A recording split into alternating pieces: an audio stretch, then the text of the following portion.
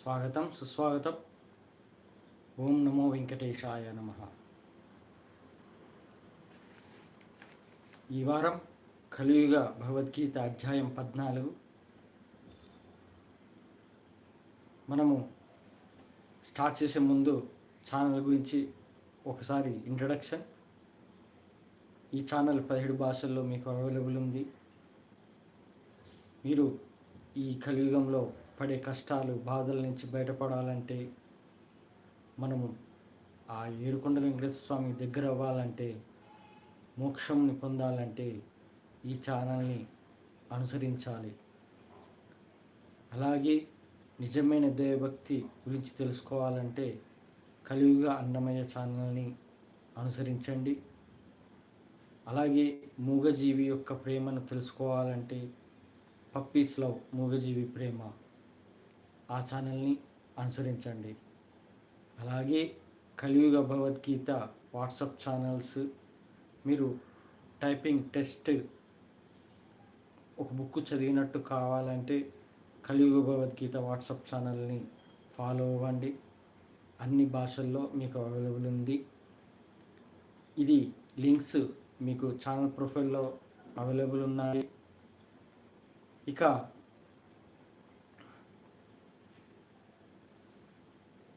పరమాత్మ సైన్యం నిజమైన దైవభక్తులు అనే కమ్యూనిటీ ఛానల్లో చేరండి, నాతోటి మాట్లాడండి. మీరు ఆ వెంకటేశ్వర స్వామికి దగ్గర అవ్వాలంటే, ఇంకా మీరు దైవ సంబంధమైన విషయాలు డౌట్లు ఉన్న నాతోటి చాటింగ్ చేయాలంటే పరమాత్మ సైన్యం కమ్యూనిటీ ఛానల్లో చేరాలి. పోస్ట్లో అవైలబుల్ ఉంది. ఎవ్రీ మంత్ ఫస్ట్కి మీకు పోస్టు పెడతాను, లింక్ అవైలబుల్ ఉంది. అలా కాకుండా కూడా మీరు దైవం ది గాడ్ భగవాన్ @gmail.comకి ఛానల్ రిక్వెస్ట్ పెట్టండి, లింక్ రిక్వెస్ట్ పెట్టండి. ఖచ్చితంగా మీకు లింక్ పంపిస్తాను. ఇక కలియుగ భగవద్గీత అధ్యాయం 14 స్టార్ట్ చేస్తున్నాను. అధ్యాయం 13లో క్షేత్రం, క్షేత్రజ్ఞుడు, జ్ఞానం, అజ్ఞానం, త్రిగుణములు, పరమాత్ముని గ్రహించుట గురించి తెలుసుకున్నాము. ఇక అధ్యాయం 14 నేను శ్రీకృష్ణ మాట, నేను అన్నింటికన్నా శ్రేష్టం అయినది నీకు వివరిస్తున్నాను. ఈ జ్ఞానమును ఆశ్రయించిన వారు నన్ను చేరుకుంటారు. వీరు జనన మరణ చక్రంలో పడరు. ఈ ప్రకృతి అంతా ఒక గర్భం లాంటిది. దానిలో వేరు వేరు ఆత్మలను ప్రవేశపెడతాను. ఆ విధంగా సమస్త జీవములు పుడతాయి.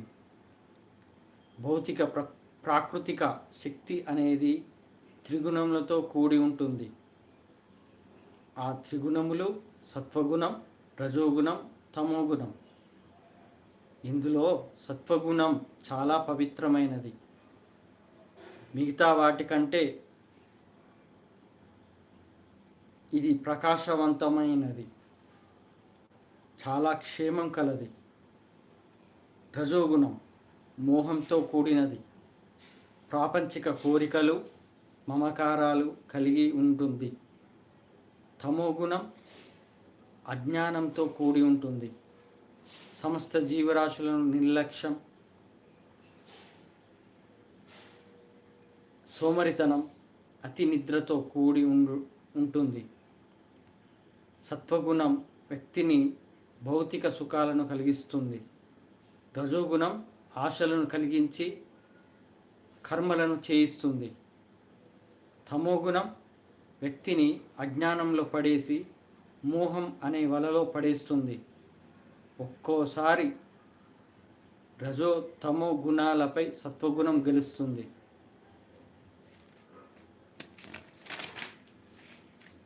ఒక్కోసారి తమో సత్వ గుణాలపై రజోగుణం ఆధిపత్యం ఉంటుంది. ఒక్కోసారి సత్వ రజోగుణాలను తమోగుణం ఓడిస్తుంది. దేహం ఎప్పుడైతే జ్ఞానంతో కూడి ఉంటుందో అది సత్వగుణం అవుతుంది.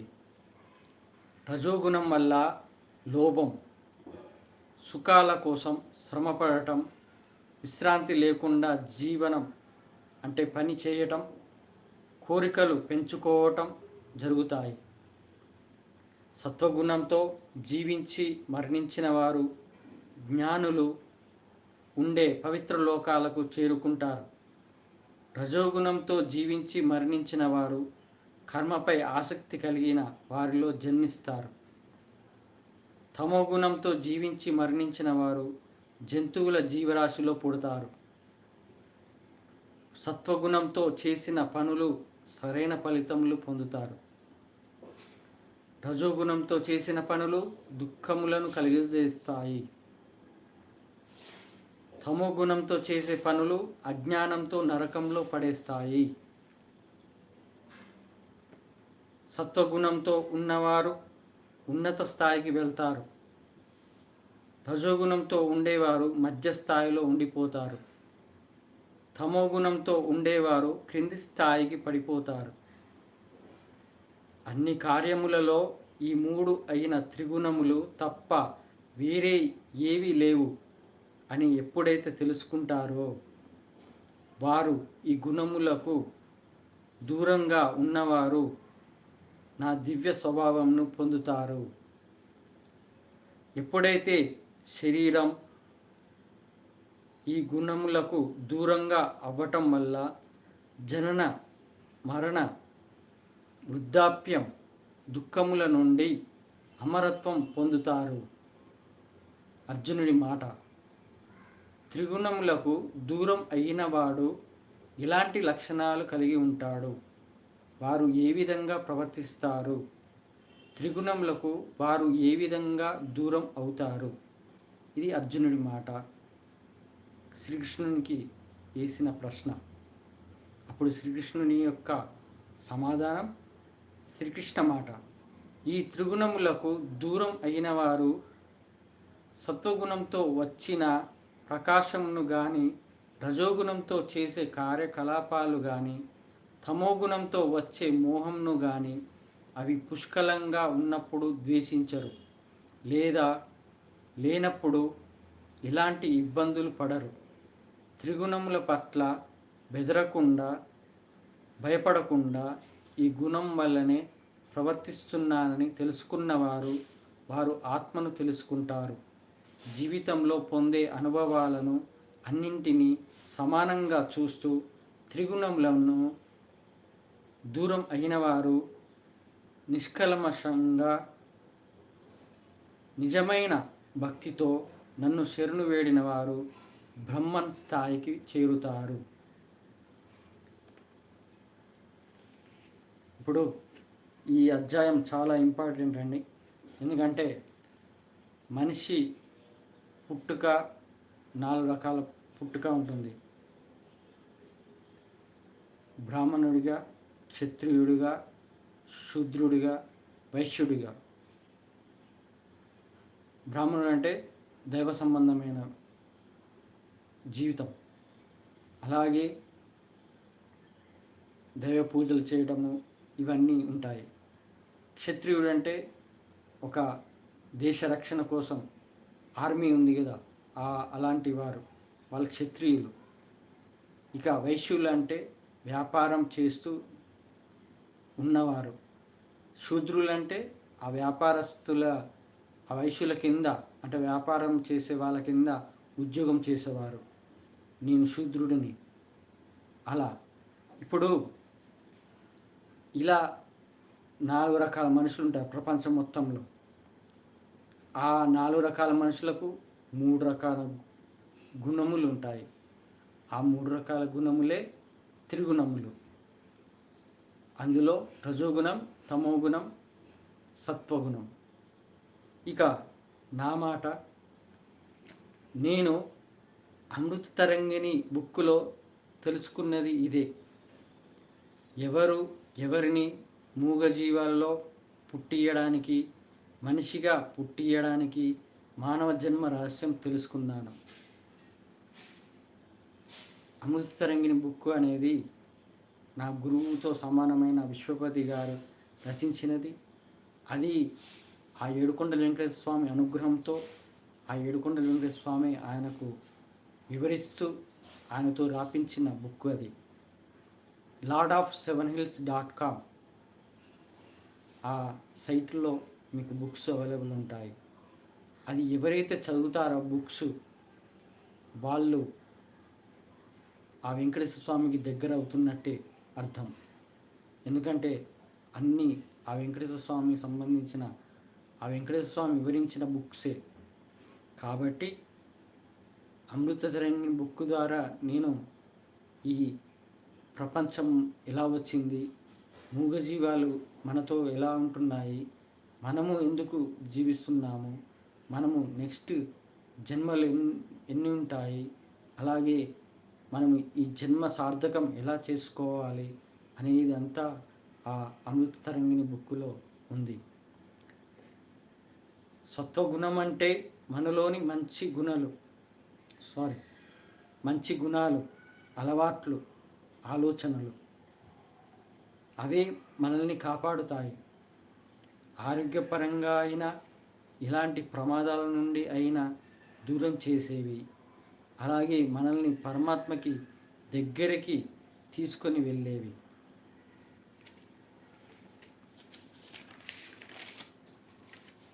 ఇప్పుడు నేను పూర్తిగా సత్వగుణంతో ఉన్నాను. ఎలాంటి చెడు ఆలోచనలు లేకుండా, ఎలాంటి అలవాట్లు లేకుండా, ఎలాంటి ఆలోచనలు లేకుండా, చెడుకు సంబంధించిన విషయాలైనా ఇవన్నీ పూర్తిగా తీసేశాడు ఆ ఏడుకొండల వెంకటేశ్వర స్వామి.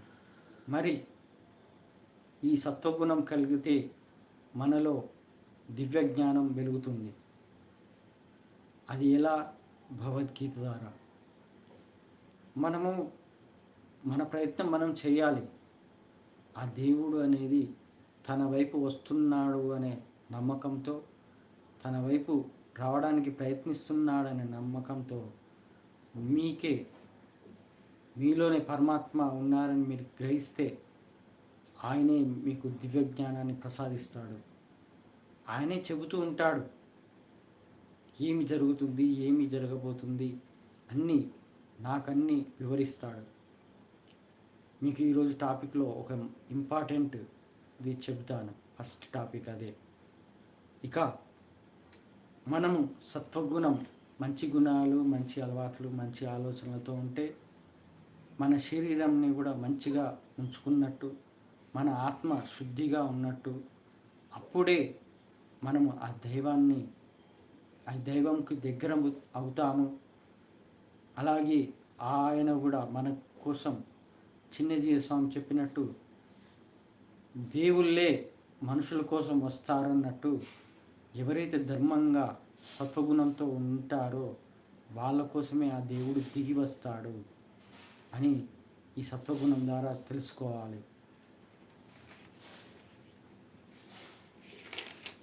ఇలా సత్వగుణంతో ఉండడం వల్ల మన ఆరోగ్యం బాగుంటుంది, మన శరీరం నిత్య యవ్వనంగా ఉంటుంది, మన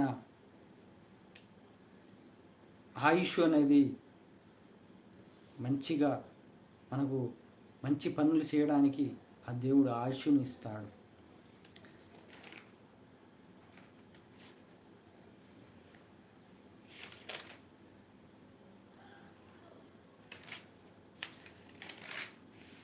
రజోగుణం అనగా కోరికలు అభివృద్ధి కోసం అయినా కావచ్చు, గొప్పల కోసం కలిగే కోరికలు, వస్తువు పైన తోటి మనుషుల పైన మమకారం పెంచుకోవటం. ఇప్పుడు నేను రజోగుణంని తీసేశాను. ఇప్పుడు ఇంతకుముందు 2023 ముందు నేను ఎలా ఉండేవాడిని? డబ్బు సంపాదించాలి, ఆస్తులు కూడబెట్టాలి, నా పిల్లల కోసం డబ్బులు పోగేయాలి అనే ఆలోచనతో ఉండేవాడిని. ఎన్నో కోరికలు, అది కారు, బంగ్లా అన్నీ ఎన్నో ఉంటాయి. ప్రతి మనిషికి ఉంటాయి. ఏదంటే రజోగుణం ఉన్నది కాబట్టి. అలా రజోగుణం, అలాగే ఇతరుల ముందు గొప్పలు, ఇతరులతో వస్తువులపైన మమకారం పెంచుకోవడము, ఇది నేను సంపాదించాను, ఇది నాది అనే మమకారం పెంచుకోవటము, తోటి మనుషులపైన మమకారం అంటే అవసరం కొద్దీ తిరిగే విధానం, ఇలాంటివి జరిగేది. ఇదంతా రజోగుణంలో ఉన్నది. కానీ ఇప్పుడు ఆ రజోగుణం తీసేసాను. వస్తువు పైన లేదు, డబ్బు పైన ఆశ లేదు, ఈ ఆస్తులపైన ఆశ లేదు. గొప్పలు అంటారా, ఆల్రెడీ అనుభవించాను.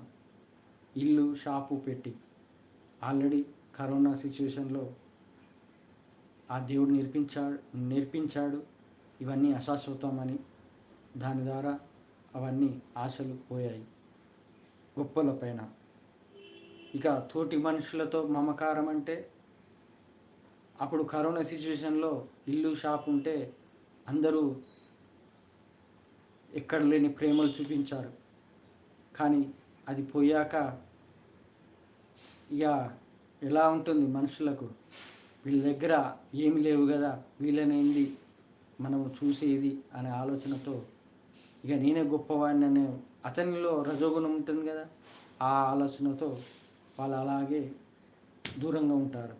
దీన్ని బట్టి ఏమైంది, బంధుత్వం ఎంతవరకు అనేది తెలుసుకున్నాను.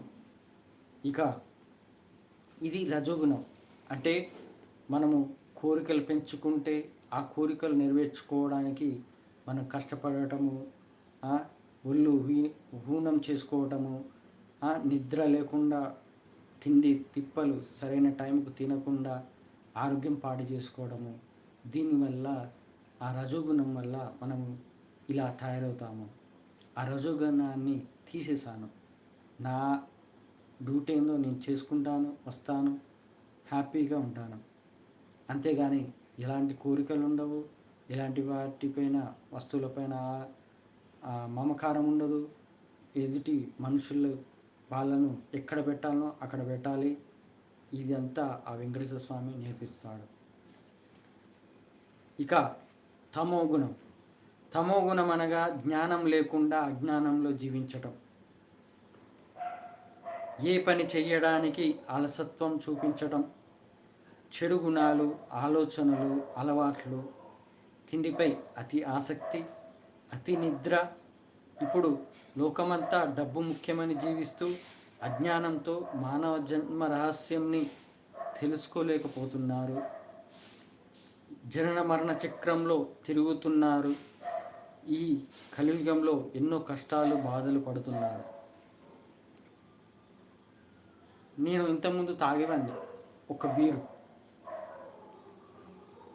ఆ బీరు మీద కూడా విరక్తి పుట్టింది. అంటే ఇది నాకు ఈ జ్ఞానం రాకముందే ఏమున్నది దీంట్లో అన్నట్టు, ఏమీ లేదు అన్నట్టు తెలుసుకున్నాను. ఇక నేను సిగరెట్ తాగాను. నాకు చిన్నప్పటి నుంచి అలవాటు, నాకు వయసులో నుంచే అలవాటు లేదు. గుట్కాలు తినను. ఇక చెడు ఆలోచనలు అవనేది అది పూర్వజన్మ వాసన వల్ల ఉంటాయి. అలవాట్లు వదిలిపెట్టండి. ఇక గుణాలు అనేది కూడా పూర్వజన్మ వాసన నుంచి వస్తాయి. కానీ 2023 తర్వాత ఈ చెడు గుణాలను, చెడు ఆలోచనలను ఎలా తీసేయాలనేది భగవద్గీత నేర్పించింది. అంటే నీ బ్రెయినే దైవం. నీ బ్రెయిన్ ఎప్పుడైతే భగవద్గీతగా మార్చుకొని నీ బ్రెయిన్లో పూర్తిగా భగవద్గీతను స్టోరేజ్ చేస్తావో అప్పుడే నీలో దైవత్వం పెరుగుతుంది, దైవశక్తి పెరుగుతుంది అని తెలుసుకున్నాను. ఇక తమో గుణంలో ఉన్న వాళ్ళు తిండిపై ఎక్కువ ఆసక్తి ఉంటారు. కొలెస్ట్రాల్ వస్తుంది, దానివల్ల ఆరోగ్యం పాడు చేసుకుంటారు. నెక్స్ట్ అతి నిద్ర. ఇక నిద్రే ముఖ్యమన్నట్టు జీవిస్తారు. అది దానివల్ల ఏమైతే షుగర్ వస్తుంది. ఇక ఈ అజ్ఞానం ఉందే, నాకే తెలుసు, నువ్వెవరి నాకు చెప్పడానికి, మాకన్నీ తెలుసు అని అజ్ఞానం వాళ్ళు జ్ఞానం అని అనుకొని భావిస్తూ జీవిస్తూ ఉన్నవారు వాళ్ళు ఎప్పటికీ అలా కష్టాలు బాధలు పడుతూనే ఉంటారు. ఈ కలియుగంలో మళ్ళీ పుడుతూ చస్తూ ఇలా. కానీ అతనిలో ఉన్న అహంకారాన్ని తీసేస్తే అప్పుడు అసలైన అతనిలో ఉన్న పరమాత్మను తెలుసుకుంటాడు. ఇది సత్వగుణం వల్ల మానవ జీవనం సుఖంగా సాగుతుంది. రజోగుణం వల్ల కోరికల వల్ల ఆశలు పుట్టి వాటి కోసం అధర్మంగా జీవించటం. తమోగుణం వల్ల మమకారం పెరగటం వల్ల, అంటే కామం, అహంకారం, ఈర్ష, ద్వేషం, కోపం, పగ ఇలాంటివి పుడతాయి. జ్ఞానం లేకుండా వచ్చేవి ఇవే. సత్వగుణం ఉంటే మనము ఆరోగ్యంగా ఉంటాము. మనము ఆలోచనలు, గుణాలు, అలవాట్లు మంచిగా ఉంటే మనము సంతోషంగా, మానసికంగా, ప్రశాంతంగా ఆ దైవనామస్మరణతో జీవిస్తూ ఉంటాము. అది రజోగుణం అయితే అధర్మంగా జీవిస్తారు. ఏంటంటే కోరికలు, ఆ కారు కొనాలి, బంగ్లా కొనాలి అనే ఆలోచనతో ధర్మం పాటించకుండా అధర్మంగా సంపాదిస్తారే, అది రజోగుణం వల్ల వాళ్ళు సంపాదిస్తారు. ఇక తమో గుణం వచ్చేసి ఇవి చెడు అలవాట్లు, మద్యపానం, గుట్కా,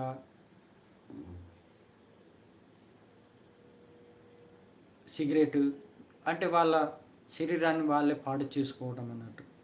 దీనివల్ల ఏంటి, వాళ్ళలో కోపం వస్తుంది, ఈర్ష్య వస్తుంది, ద్వేషం వస్తుంది, అహంకారం వస్తుంది, అసూయ వస్తుంది, అలాగే పగ, ప్రతీకారం ఇవన్నీ వస్తాయి ఈ తమో గుణం వల్ల. మనలో జ్ఞానం లేకపోతే ఇవన్నీ, అంటే రజోగుణం, తమో గుణం మనలో ఉండిపోతుంది. అది జ్ఞానాన్ని సంపాదించుకుంటే ఈ తమో గుణాన్ని, రజోగుణాన్ని తీసేయవచ్చు.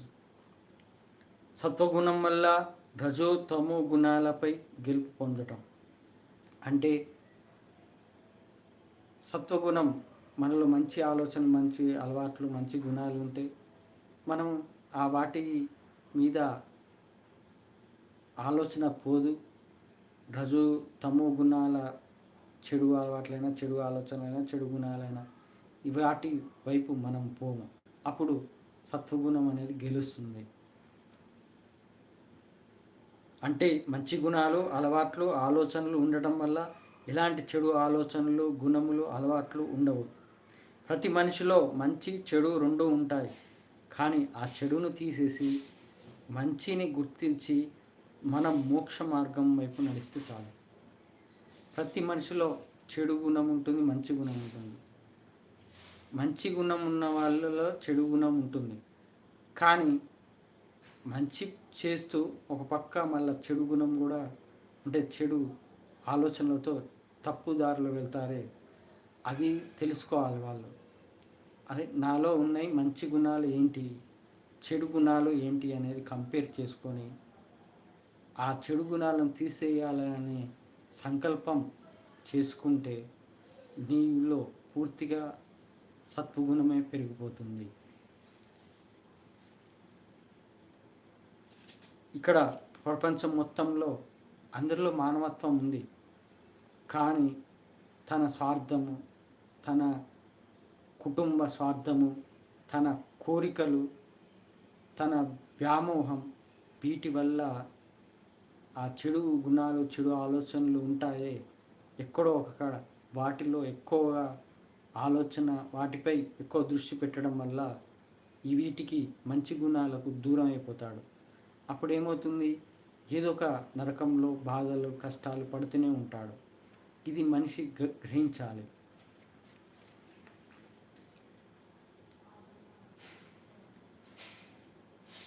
మనిషి కోరికలపై ఆశలు ఉండటం వల్ల మంచిని మర్చిపోయి చెడు దారిలో నడుస్తాము. అది రజోగుణం. అప్పుడు సత్వగుణంని వదిలేస్తాము. తనలో ఉన్న చెడు గుణం వల్ల, అంటే కోపం, ఈర్ష్య, కామం, అహంకారం వంటివి ఉండటం వల్ల మంచికి దూరం అయ్యి నరకంలో పడిపోతాము. అంటే పాపాలు చేయటం వల్ల ఇది తమో గుణం అవుతుంది. ఏదైనా కానీ కంపేర్ చేయండి. రజోగుణము తమో గుణంలో ఉండవలసినవన్నీ నాలో ఉన్నాయా అనేది మీకు మీరే ప్రశ్నించుకోవాలి. అలాగే సత్వగుణం సంబంధించినవి గుణాలు, ఆలోచనలు, అలవాట్లు ఏమున్నాయనేది అది కూడా కంపేర్ చేసుకోండి. దీని ద్వారా ఏ సత్వగుణము ఉంటే మనం ఎలా మారుతామో ఆ రజో తమో గుణాలకు దూరంగా వెళ్ళేటట్టు ప్రయత్నించండి.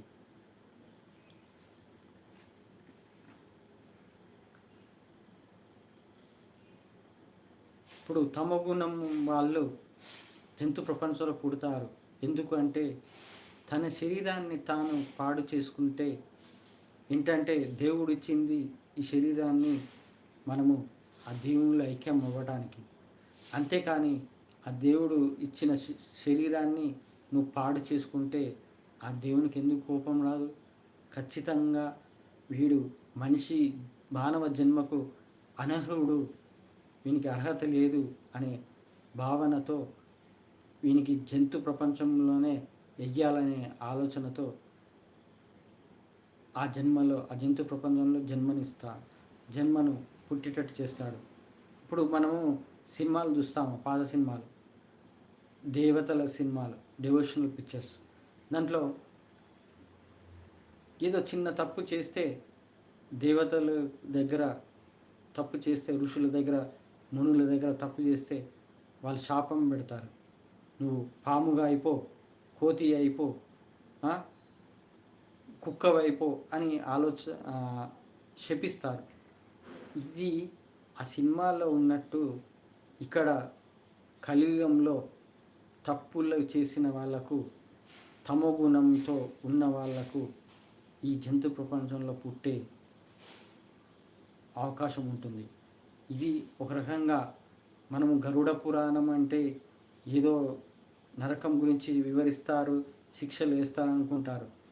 కానీ కలియుగంలో గరుడ పురాణం ఉంది.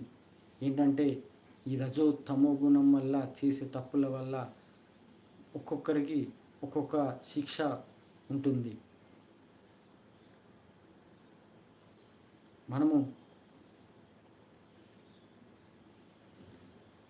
ఇక ఈ రజో తమో గుణాన్ని తీసేసి సత్వగుణంతో మనం ఉంటే ఖచ్చితంగా ఆ ఏడుకొండల వెంకటేశ్వర స్వామి మన కోసం వస్తాడు.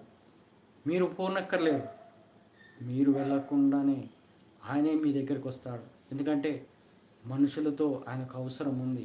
ఎందుకంటే ఈ కలియుగంలో ధర్మాన్ని నిలబెట్టడానికి కావాల్సింది మనిషే. ఆయనకు మనిషే కావాలి. కాబట్టి ఆ మనిషి కోసం ఆయన వస్తాడు. మనం ఎప్పుడైతే దైవ మార్గంలో నడుస్తూ భగవద్గీత నియమాలు పాటిస్తూ జీవితాన్ని గడుపుతూ ఉంటామో అదే సత్వగుణం. డబ్బు కోసం నిద్ర, తిండి మానేసి గాడిదలాగా పనిచేసి ఎప్పటికీ దైవ మార్గంలోకి వెళ్ళలేరు. ఎందుకంటే ఆరోగ్యంని చెడిపోయేటట్టు చేసుకోవటం, అందువల్ల ఆ దైవానుగ్రహం పొందలేరు. గాడిద పని. ఇప్పుడు నేను సంసార జీవితం గురించి చెప్పాను కదా లాస్ట్ వీక్, మళ్ళొకసారి చెప్తాను. ఇది ఒక మాయ. సంసారం అనేది ఒక మాయ. నువ్వు ఎంత కష్టపడి గాడిద చాకిరి చేసి తిండి తిప్పలు మానుకొని నీ ఆరోగ్యాన్ని పాడు చేసుకొనైనా సంపాదిస్తావే ఆస్తులు, డబ్బులు, నీ పిల్లల కోసం, నీ భార్య కోసం. చివరికి నీకు సాధించింది ఏంటి? వాళ్ళు ఏమంటారు? ఒకటే మాట అంటారు, మా కోసం కష్టపడ్డాడు. ఇదొక్కటే మాట. కానీ దైవం ఏమంటుంది? అరే నేను పుట్టించింది నిన్ను నీ పిల్లల కోసం, నీ భార్య కోసం కాదురా, ధర్మం నిలబెట్టడానికి, ధర్మాన్ని కాపాడతావని నిన్ను పుట్టించింది. అలాంటిది నువ్వు గాడిదలాగా పనిచేసి ఒక మా కోసం కష్టపడ్డాడు అనే ఒక మాటతో రేపు చనిపోయిన కొన్ని సంవత్సరాలు గుర్తుపెట్టుకుంటారు. తర్వాత వాళ్ళకు కూడా ఏజ్ పెరుగుతుంటుంది, నిన్నెవరు గుర్తుపెట్టుకోరు. వాళ్ళ సంసార జీవితాన్ని వాళ్ళు కొనసాగిస్తారు, వాళ్ళ మాయలో వాళ్ళు ఉంటారు. నువ్వు సాధించింది ఏంటి? దైవానుగ్రహం పొందావా? లేదు. అట్లాంటప్పుడు ఇక నువ్వు ఎందుకు ఆకలికి తిండికి మానుకొని, నిద్ర మానుకొని, కష్టపడి సొమ్ములు, ఈ డబ్బు, ఆస్తులు సంపాదించే లాభం? నువ్వెంత సంపాదించినా నీలో వ్యక్తిత్వం అంటే ఆ దేవునికి నచ్చే వ్యక్తిత్వం లేకపోతే నువ్వు అవన్నీ వేస్టే. దైవానుగ్రహం పొందినప్పుడు నీ మానవ జన్మ పుట్టుకే వేస్ట్. నీ మానవ జన్మ వృధా చేసుకున్నట్టే. అందుకే సంసారం జీవితం కూడా ఒక మాయ, ఇది కూడా తెలుసుకోవాలి. వాళ్ళను పోషించండి, 3 పూటలు అన్నం పెట్టండి, వాళ్ళకు కావాల్సినవి ఇవ్వండి, చదువు అయినా వాళ్ళకు అవసరమైన. కానీ గొప్పలకు పోయి తిండి మానుకొని నీ ఆరోగ్యాన్ని పాడు చేసుకుంటే ఆ దేవునికి కూడా ఇష్టం ఉండదు. నేను కామెంట్స్ ఆఫ్ చేశాను. ఇది ఆన్ చేసే రోజు ఖచ్చితంగా వస్తుంది. ఎప్పుడంటే ఈ భగవద్గీత అధ్యాయాలు 18 అధ్యాయాలు వరకు, అలాగే ఈ ప్రపంచానికి అధిపతి ఈయనే అనే అదొక అధ్యాయం ఒకరోజు చెప్తాను. దాది కంప్లీట్ అయినాక ఇక లైవ్లో మీతో డిస్కసింగ్ అంటే చాటింగ్ చేసే వాళ్ళతో డిస్కసింగ్ చేస్తాను. అప్పటి వరకు లైవ్ చాట్ అనేది బంద్ చేస్తున్నాను. ఎందుకంటే మనం ఇంత మంచి ఇంపార్టెంట్ విషయంలో డిస్టర్బ్ చేస్తే అది మనం డైవర్ట్ అవుతుంది. కాబట్టి మన మైండ్ డైవర్ట్ కావద్దు. కాబట్టి చాటింగ్ ఆఫ్ చేశాను. ఇక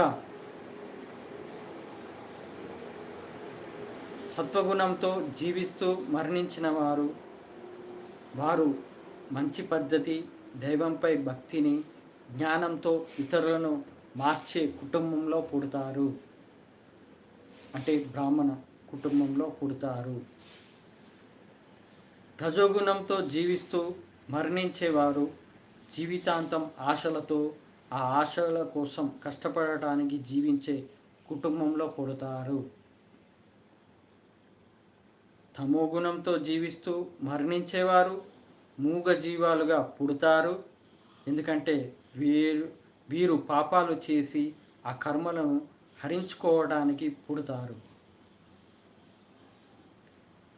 సత్వగుణం ఎంత ఇంపార్టెంటో అర్థమైందా? మనం చేసే మంచి గుణాలు, మంచి అలవాట్లు, మంచి ఆలోచనలే ఆ దైవత్వానికి దగ్గర తీస్తాయి. ఆ దైవత్వ గుణం మనలో ఉండడం వల్ల మనము మోక్షం పొందడానికి, ఒకవేళ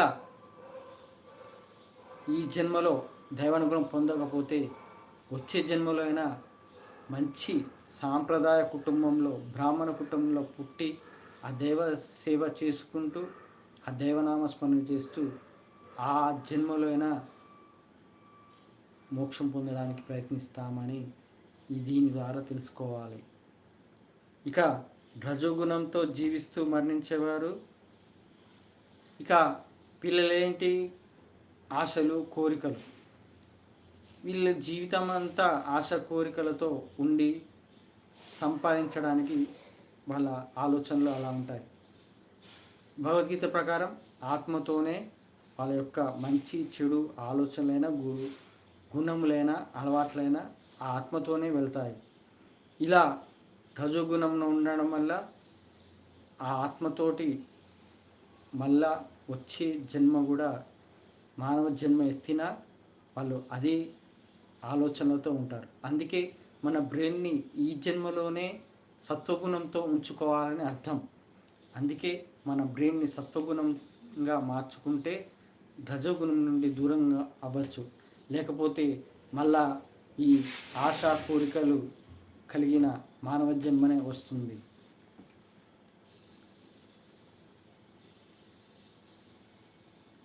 ఇప్పుడు చిన్న టాపిక్ ఏంటంటే, మత ద్వేషం కలిగిన వాళ్ళు ఉంటారు. హిందువు ముస్లింని తిడతాడు, వాళ్ళ దేవుని తిడతాడు. ముస్లిము హిందువులను, హిందూ దేవుళ్ళను తిడతాడు. క్రిస్టియను హిందువులను తిడతాడు. ఇలా వీళ్ళు ద్వేషం, ఆ బ్రెయిన్లో ఒక ద్వేషం అనేది పెంచుకున్నారు. దీనివల్ల ఏమవుతుందంటే, ఆ దేవుడు నిన్ను పుట్టించింది ఎందుకో తెలుసుకోకుండా నువ్వు మత ద్వేషంతో ఉంటున్నావు కాబట్టి, నువ్వు ఏ ద్వేషం ఏ మతం పైన పెంచుకున్నావో అదే మతంలో పుట్టిస్తాను అన్నట్టు ఒక శాపం అనుకోండి, మీరు ఏమనుకోండి. నువ్వు ఏ మత ద్వేషం పెంచుకుంటావో ఆ మత ద్వేషంలోనే పుట్టిస్తాడు. అది తెలుసుకోవాలి. ఇక తమోగుణంతో జీవిస్తున్న వాళ్ళు శరీరాన్ని పాడి చేసుకుంటే మూగజీవి అంటే జంతు ప్రపంచంలో పుడతారు. వీనికి మానవ జన్మనే అవసరం లేదు, వీనికి మానవ జన్మ అర్హత లేదు అనే ఆలోచనతో జంతు ప్రపంచంలో పడేస్తాడు తమోగుణం ఉన్న వాళ్ళు. తమోగుణం వల్ల ఏంటి? పాపాలు చేస్తారు. చెడు గుణాలు, చెడు ఆలోచనలు, చెడు అలవాట్లు అయిన మద్యపానము, గుట్కా, సిగరెటు, ఇంకా ఏదైనా. తమోగుణం అంటే ఈ అలవాట్లే కాదు, ఆలోచనలు ఉంటాయి.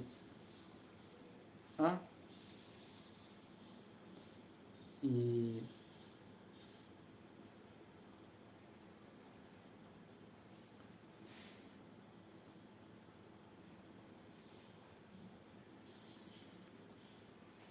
అలవాట్లు, ఆలోచనలు, గుణాలు, ఈ చెడు ఆలోచనలు, గుణాలు, అలవాట్లు, వీటి వల్ల తమోగుణం వల్ల వాళ్ళు జంతు ప్రపంచంలో పడిపోతారు. అంటే పాపములు చేస్తారు, వాళ్ళకు తెలియకుండానే పాపంలో పడిపోతారు. దీనివల్ల జంతు ప్రపంచంలో పుట్టే ఛాన్స్ అనేది వాళ్ళకు ఆ దేవుడు ఇస్తాడు. అందుకే ఆ ఛాన్స్ తీసుకోకుండా తమోగుణంని వదిలేయాలి. సత్వగుణం ఉండటం వల్ల మనం ఈ జన్మలోనే మోక్షంని పొందడానికి సులువు అవుతుంది. రజోగుణం ఉండటం వల్ల మళ్ళీ ఆశలతో పుట్టి ఆశలతోనే చనిపోతారు. తమోగుణంతో ఉండేవారు మూగజీవాలలో పుడుతూ చస్తూ మళ్ళీ మనిషిగా పుట్టి నరకంని అనుభవిస్తూ చనిపోతారు. సత్వగుణం వల్ల ఈ జన్మలో ఇప్పుడు ఆ ఏడుకొండల వెంకటేశ్వర స్వామి అనుగ్రహం పొందాలంటే కొన్ని లక్షల సంవత్సరాల నుండి తిరుమల కొండపై చెట్టుగా పుట్టగా అక్కడ రాయిగా ఉండి ఋషులు మునులు మన కంటికి కనబడకపోయినా అక్కడ ఉన్నారు. అమృత తరంగిణి బుక్కు ద్వారా నా గురువు గారు చెప్పిన బుక్కుల ద్వారా చెబుతున్నాను. ఆ చెట్లు అయినా, తిరుమల కొండలపై ఉన్న చెట్లైనా, రాళ్ళైనా, పక్షులైనా, ఇంకే మూగ జీవాలు ఏవైనా అందరూ మునులు, ఋషులు. మొన్న ఒక వీడియో చూశాను. టీటీడీది ఎన్ని లక్షల జన్మలు ఎత్తాలి మానవ జన్మకు జంతు ప్రపంచంలో పుట్టిన వాళ్ళకు అనేది ఇది మీకు షార్ట్ వీడియో పెట్టాను. అది 2 eyes are not enough to see the lord Venkateswara Swamy అనే వీడియో వచ్చింది ఆల్రెడీ. ఇది ఆ ఋషులు ఏమన్నారంటే మాకు ఈ మానవ జన్మ వద్దు, మీ దగ్గరే మీ కొండపైనే రాయిగా, చెట్టుగా, పుట్టగా పుట్టి ఇక్కడనే తపస్సు చేసుకొనైనా మీ అనుగ్రహం పొందడానికి మాకు ఆ కలిగియండి ఈ కలియుగంలో అన్నారు. మరి ఈ సత్వగుణం వల్ల ఈ జన్మలో కాకపోయినా ఈ పూర్వజన్మల పుణ్యం వల్ల, ఎన్నో జన్మల పుణ్యం వల్ల ఆ వెంకటేశ్వర స్వామి అనుగ్రహం పొందుతాము. ఇప్పుడు నేనే తెలుసుకున్నాను శ్రీకృష్ణ దర్శనం బుక్కు ద్వారా. ఆ శ్రీకృష్ణ పరమాత్మే చెప్పాడు, ఎవరైతే శ్రీకృష్ణ అంశతో పుడతారో వాళ్ళు పూర్వజన్మలలో ధర్మంగా జీవించిన వారు, అలాగే ఎన్నో యుగాల నుండి ధర్మం కోసం పోరాడిన వారు, నీతిగా న్యాయంగా జీవించిన వారు, వాళ్ళే శ్రీకృష్ణ పరమాత్మగా అంశతో పుడతారని ఆయన చెప్పాడు, ఈ కలియుగంలో పుడతారని. మరి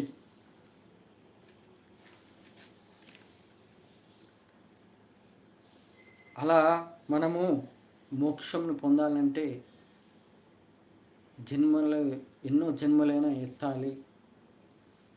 అది ఎప్పుడో వచ్చే జన్మలో కొంతమంది ఎలా ఉంటారంటే, ఈ జన్మలో పోయిన జన్మ మనకు గుర్తులేదు కదా, వచ్చే జన్మలో మనకు గుర్తుంటుందా, ఇవన్నీ అంటారు. కానీ పూర్వజన్మ వాసనలు ఆత్మతోనే వస్తాయన్నట్టు ఈ జన్మలో నీ యొక్క సత్వగుణం వల్లనే నువ్వు వచ్చే జన్మలో సత్వగుణంతోనే పుట్టచ్చు. అలాగే ఎవరైతే తమో రజోగుణంతో ఉంటారో మళ్ళీ అది తమో రజోగుణంతో పుట్టచ్చు. ఇది తెలుసుకోవాలి. Next continue. మనం ఎప్పుడైతే ఇప్పుడు రజోగుణము వచ్చేసి ఆశల వల్ల మళ్ళీ ఆశలతోనే పుట్టి చనిపోతారు. అది తమోగుణం వాళ్ళు మూగుజీవాల్లో పుట్టి మళ్ళీ మనిషిగా పుట్టిన మళ్ళీ నరకం అనుభవిస్తూ ఆ తమోగుణం వల్ల నరకాన్ని అనుభవిస్తూ మళ్ళీ చనిపోతారు. ఇది ఎవరైతే తమో రజోగుణం నుంచి బయటపడడానికి ప్రయత్నిస్తారో, భగవద్గీత ప్రకారం నడుస్తారో వాళ్ళే దైవానికి దగ్గర అవుతారు. ఇక మనం ఎప్పుడైతే సత్వగుణం ద్వారా ఆత్మజ్ఞానం తెలుసుకొని దైవభక్తితో జీవిస్తూ ఉన్నవారు చివరికి మోక్షంని పొందుతారు. మళ్ళీ ఈ కలియుగంలో పుట్టకుండా.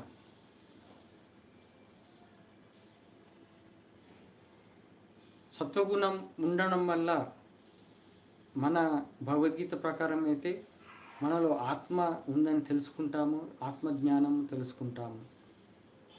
ఆత్మను ఎవరు ఏమి చేయలేరు.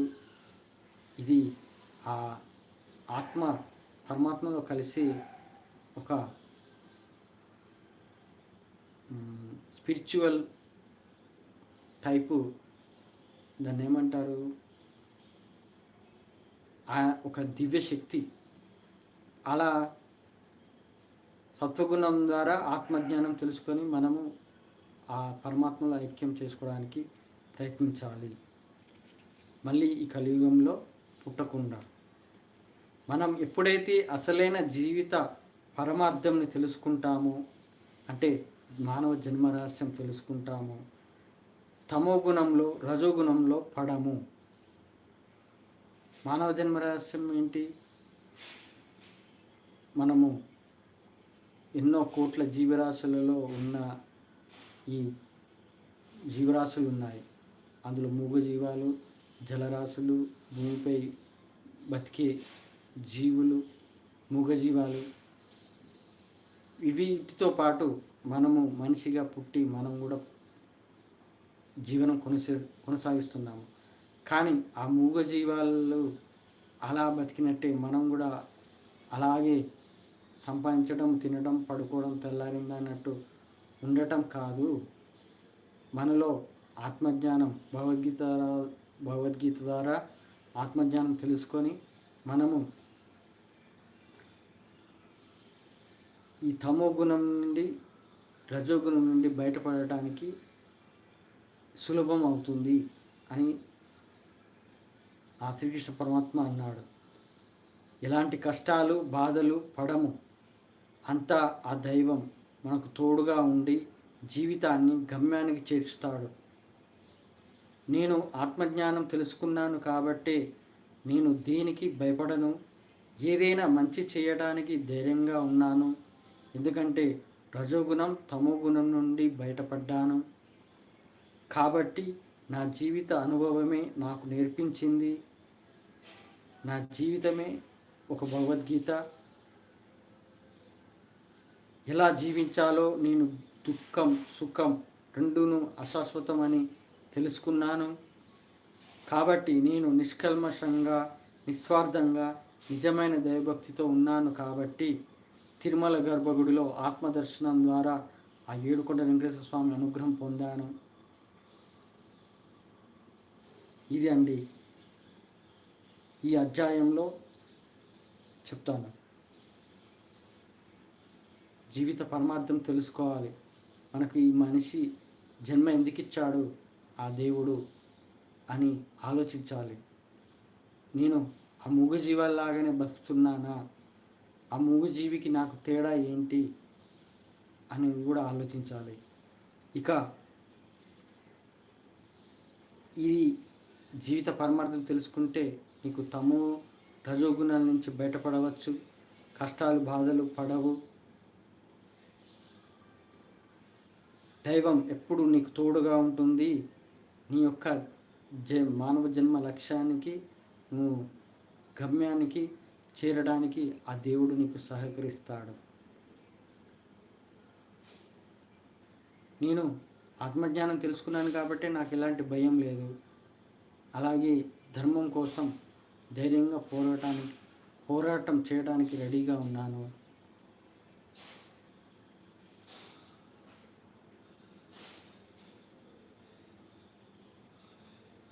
ఈ దుఃఖం సుఖం కూడా అశాశ్వతమని తెలుసుకున్నాను. నాలో ఎలాంటి స్వార్థం లేకుండా నా కోసమే కాకుండా ప్రపంచ ప్రజల కోసం ఈ భగవద్గీతను అనువదించి అందరికీ ప్రపంచ ప్రజలకు మానవ జన్మ సార్థకం, మానవ జన్మ రహస్యం వివరించి భగవద్గీత ద్వారానే మీ జన్మ సార్థకం అవుతుందని వివరించి వారికి గోవింద గోవింద అనేటట్టు చెయ్యాలి, మోక్షమును పొందడానికి ప్రయత్నించాలి అనే ఆలోచనతోనే దైవ సంకల్పంతో దైవకార్యంగా చేస్తున్నాను. అందుకే నాలో నిష్కల్మషమైన గుణము, నిస్వార్థమైన గుణం ఉండడం వల్ల నాకు ఆ ఏడుకొండ వెంకటేశ్వర స్వామి తిరుమల గర్భగుడిలో ఆత్మదర్శనం కలిగించాడు. అప్పుడు అలా జరిగితే ఈ 2026లో ఫిబ్రవరిలో అలిపిరి మెట్ల ద్వారా ఒక వృద్ధ ముసలమ్మగా వచ్చి 100 మెట్ల దగ్గర కలవటం, ఆయనను ముట్టుకోవటము, దగ్గరికి తీసుకోవడం, భుజాలు తట్టి గోవింద గోవింద అనే మాటలకు విని ఆ తర్వాత 500-800 మెట్ల తర్వాత ఆమె ముసలమ్మ నడుము వంగి బక్కగా నడుము వంగి నడుస్తున్న ఆమె 500-800 మెట్ల తర్వాత మళ్ళా కలవటము, అది నాకన్నా స్పీడ్గా ఎలా వెళ్తుంది. అలా కలిసి ఆమెకు షేక్ హ్యాండ్ ఇస్తే నా చేతుల నుంచి చేయి తీసి నా తలపై ఆశీర్వదించడము, ఇది అంతా ఆ వెంకటేశ్వర స్వామి ఆమె రూపంలో వచ్చి నన్ను ఆశీర్వదించాడని మూడోసారి, ముఖ్యంగా తిరుమల గర్భగుడిలో 4వసారి ఆయనను తాకడము, ఆయన నన్ను ఆశీర్వదించడము, ఒక వృద్ధాప్య ముసలమ్మగా రావటము, ఇది నిజంగా మిరాకిల్. మిరాకిల్ అవ్వటమే.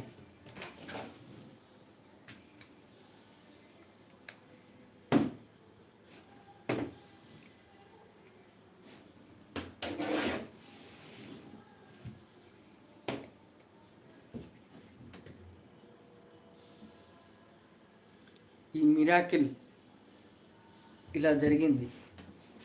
ఆయన నీకు తోడున్నాను, నీకే బెంగా లేదు, నువ్వు దేనికైనా ధైర్యంగా ఉండు, భయపడకు. ఆల్రెడీ కళ్ళలో వచ్చి నన్ను ఆశీర్వదించినప్పుడు అప్పుడే తెలుసుకున్నాను నీకు నేనున్నానని. ఇప్పుడు పూర్తిగా ఆయన ఆశీర్వాదంతో, ఆయన అనుగ్రహంతో ఉన్నాను. ఇక ఈ అధ్యాయంలో తమోగుణం, రజోగుణం, సత్వగుణం వాటి వల్ల పునర్జన్మలు, మోక్షంని ఎలా పొందాలో తెలుసుకున్నాము.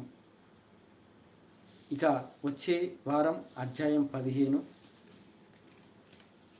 ఇంత మంచిగా వివరించిన భగవద్గీతను వివరించిన అచ్చ తెలుగులో వివరించింది ఎవరైనా ఉన్నారా అనేది, అది ఆ ఏడుకొండల వెంకటేశ్వర స్వామి నా ద్వారా మీకు తెలియజేయడం అనేది నా జన్మ ధన్యం, నా జన్మ సార్థకం అనుకోవాలి. అందుకే ఆ ఏడుకొండల వెంకటేశ్వర స్వామికి ఎంతో రుణపడి ఉన్నాను నేను. ఆయన కోసం ఏదైనా చేస్తాను. అది ఎంతటి వాడైనా సరే, ఎంత పెద్ద దేశ అధ్యక్షుడైనా సరే ఎదిరించి తీరుతాను ధర్మం కోసం. ఇది ఆయన ఇచ్చిన బలం. ఇక నెక్స్ట్ టాపిక్లో మెయిన్ ఫస్ట్ ఇంపార్టెంట్ చెబుతున్నాను.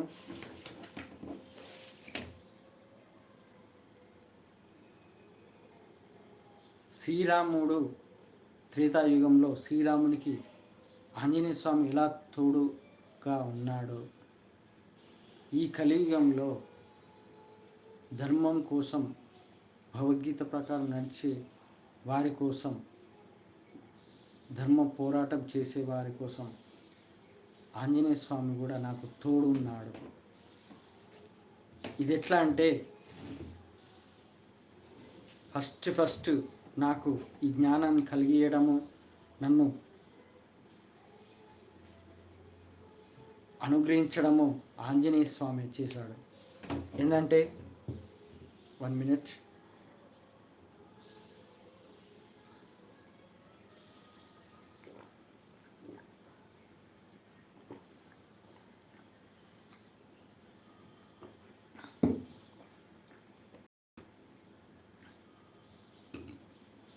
రో 2023 తిరుమల గర్భగుడిలో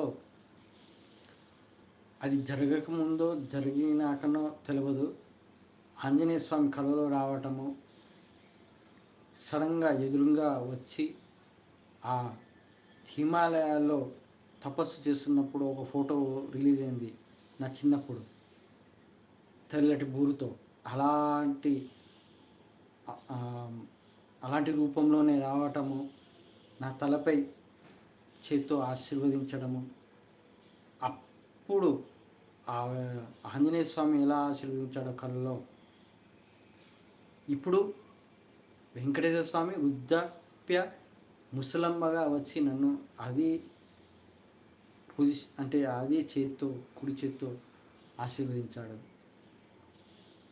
ఇక అసలైంది ఏంటంటే,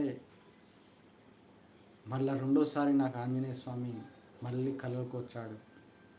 ఈరోజు తెల్లవారుజామునే, శనివారం తెల్లవారుజామున, నేను పెద్ద వేప చెట్టు కింద చల్లగా ఉందని పడుకుంటే సడన్గా రావటము, నన్ను ఏదో ఆయన ఆ శ్రీరాముణ్ణి ఆకాశంలో ఎత్తుకొని వెళ్ళినట్టు నన్ను ఎక్కడికో తీసుకొని వెళ్ళాడు. ఇక ఆ తర్వాత ఆయన నాకేదో చెప్పినట్టు ఆ వర్డ్స్ కూడా గుర్తున్నాయి.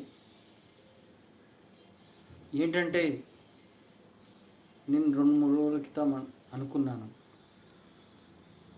రాముని కోసం ఆయన ధర్మం కాపాడటం కోసం ఆంజనేయ స్వామి రామునికి తోడుగా ఉన్నాడు రామాయణంలో. ఆ శ్రీరాముడు శ్రీ మహావిష్ణువులో కలిసే ముందు ఆంజనేయ స్వామికి నువ్వు కలియుగములో కూడా నువ్వు ధర్మం కాపాడటానికి ఉండాలి ఈ భూమిపైనే అనే ఆలోచనతో ఆయన చెప్పడము. మరి ఆ వెంకటేశ్వర స్వామి మహావిష్ణువు రూపమే. ఆ మహావిష్ణువు రూపం అంటే శ్రీరాముని రూపమే కదా, అవతారమే కదా. మా శ్రీరాముని అవతారం అంటే శ్రీరామ బంటువు ఆంజనేయ స్వామి కదా. మరి ఆ వెంకటేశ్వర స్వామి బంటువు కూడా ఈ కలియుగంలో ఆంజనేయ స్వామి కదా. తిరుమల గర్భగుడి ఎదురుగా బేడి ఆంజనేయ స్వామి ఉన్నారు కదా. అంటే అర్థం ఏంటి? ఆ వెంకటేశ్వర స్వామి తన భక్తుల కోసం ఆంజనేయ స్వామిని అండగా ఉంచుతాడు, కాపాడుతూ ఆంజనేయ స్వామిని పంపిస్తాడు. ఇప్పుడు నాకు ఆంజనేయ స్వామి తోడుగా ఉన్నాడు. ఇది నా గుండె బలం, గుండె ధైర్యం. కాబట్టి నేను చెప్పాను కదా, త్వరలోనే ఆ ఏడుకొండల వెంకటేశ్వర స్వామి నేనంటే ఏంటో నిరూపించే రోజు వస్తుందని. అప్పుడు మీకే తెలుస్తుంది నేనంటే ఏంటో. నేను శ్రీకృష్ణ అంశతో పుట్టానని ఆయన చెప్పాడు. అయినా కానీ నేను శ్రీరాముడు లాగానే జీవిస్తాను. నేను మిమ్మల్ని పూజిస్తూ మామూలు మనిషిలాగానే ఉంటాను అని నేను మామూలు మనిషిలాగానే ఉంటున్నాను. కానీ ఆ దైవ కార్యం నేను చేస్తూ ఉన్నాను. నా దైవ సంకల్పాన్ని నెరవేర్చుకోవడానికి ప్రయత్నిస్తూనే ఉన్నాను. కాబట్టి నాకు ఆ కళలో కరెంటు తీగ కనబడింది. అది ఎలా వచ్చిందో తెలియదు, కానీ అర్థం ఏంటంటే నీ జోలికి ఎవరైనా వస్తే ఆ కరెంటు తీగలాగా వాళ్ళకు ఒక పెద్ద షాకే అవుతుంది. ఈ జోలికి వచ్చిన వాళ్ళకి ఎవరైతే వస్తారో వాళ్ళకు కరెంటు షాక్ లాగా చాలా పెద్ద ప్రమాదం లాంటిదే జరుగుతుంది నీ జోలికి వస్తే అనేది అది ఆ కళలో అలా నిరూపించాడేమో అని అనుకుంటున్నాను. అయినా నాకు తెలుసు, ఎందుకంటే ముక్కోటి దేవతలు ఆ వెంకటేశ్వర స్వామి కోసం, ఆయన దర్శనం కోసం చూస్తారు.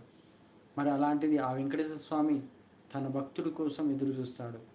మరి ఆ వెంకటేశ్వర స్వామి ఏ భక్తుని ఎదురు చూస్తాడో, ఏ భక్తుని వైపు చూస్తాడో ఆ ముక్కోటి దేవతలు కూడా ఆ భక్తుని వైపే చూస్తారు. కాబట్టి నన్ను టచ్ కూడా చేయలేరు.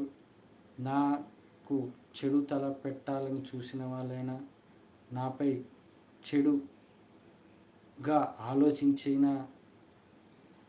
వాళ్ళు ఆ ఆలోచన రాగానే వాళ్ళను ఏదో ఒక రకంగా నాకు దూరంగా చేసేటట్టు చేస్తాడు.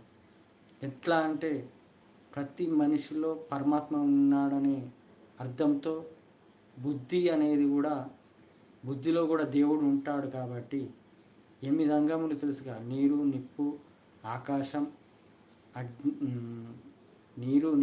ఆకాశం, మనస్సు, బుద్ధి, ఆత్మ, అహంకారం. ఇవి ఆ బుద్ధిలో ఆ దేవుడు ఉంటాడు. కాబట్టి వాళ్ళు ఏ ఆలోచన చేస్తున్నారనేది ఆ దేవునికి ఈజీగా అర్థమైపోతుంది. అప్పుడు ఆ దేవుడు వాళ్ళ వైపు రాకుండా, తన భక్తుల వైపు రాకుండా ఆ పంచభూతాలైన